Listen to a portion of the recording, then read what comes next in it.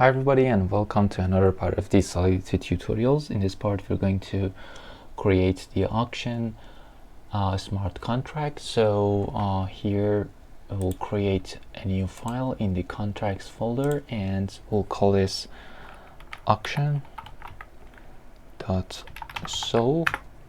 and just as always we'll add the first two lines, the license and the version of Solidity, and there we go. Now the first thing is to write the contract auction here and open the brackets. So define the address public auctioneer, address public auctioneer, the person who opens the auction, and uint public auction end time. So there's a time for the auction, and so auction end time determines the end of the auction time. So then we'll have address public highest bidder, address public highest bidder. So this is the address of the person who actually created the highest bid. So highest bidder, and uint public highest bid.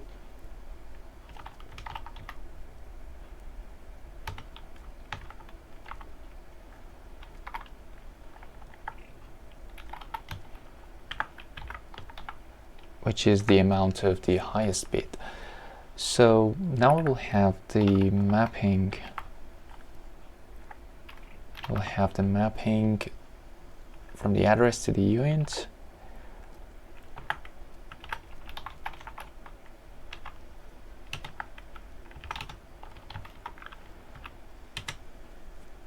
And this it will be public mapping. So public pending returns, pending returns, and bool public ended, which is for ending checking the end of the auction. So let me fix this here, the mapping. And so we have two events. The first one is event highest bid increased, highest bid increased. This is for when somebody has suggested a higher bid, actually the highest bid, so this event will be activated. So address, will have the address of the bidder, address bidder, and uint amount.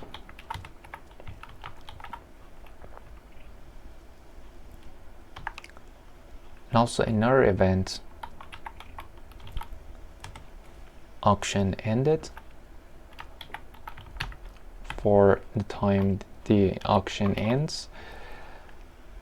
So we'll get the address of the winner of the auction, and uint amount.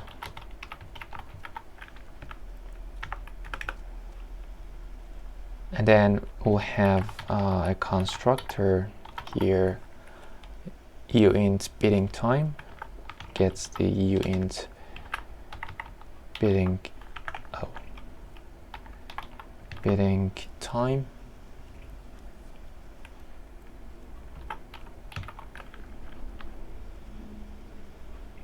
And then let's open up the brackets. Auctioneer equals message.sender, msg.sender, and auction end time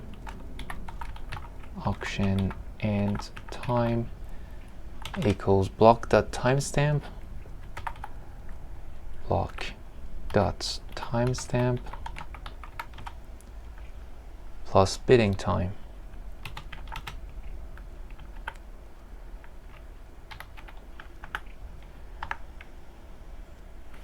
So that's it. Now let's write the function now. Function setBid.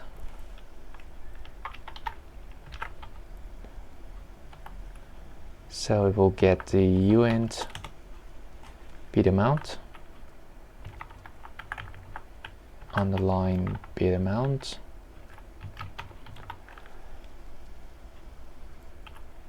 public open the brackets, and then it will require that the auction is ended, so not ended. So if it has ended, then we'll show to the user auction has already ended. So require that it's not ended,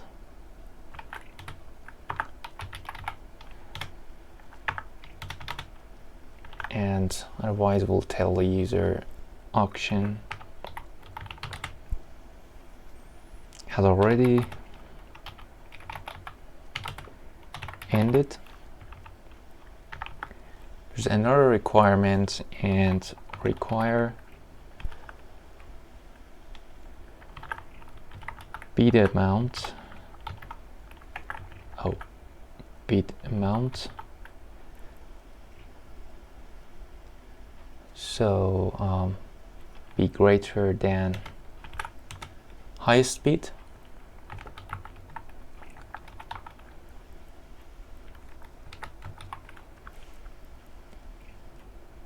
Otherwise, we'll show there is already a higher bid.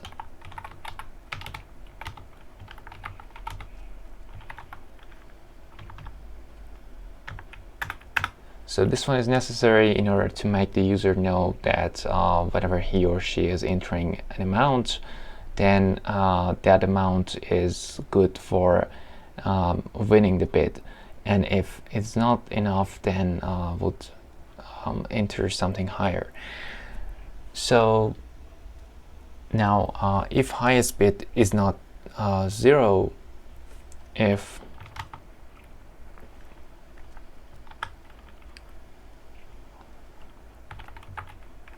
highest bid does not equal 0, then we'll open the bracket and pending returns. Pending returns highest bidder of the highest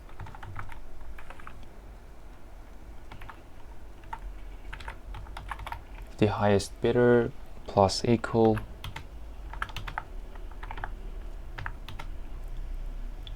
highest bid. So highest bid. There you go. And now we're ready to get out of the if statement. So right now, let's write highest bidder equals message sender.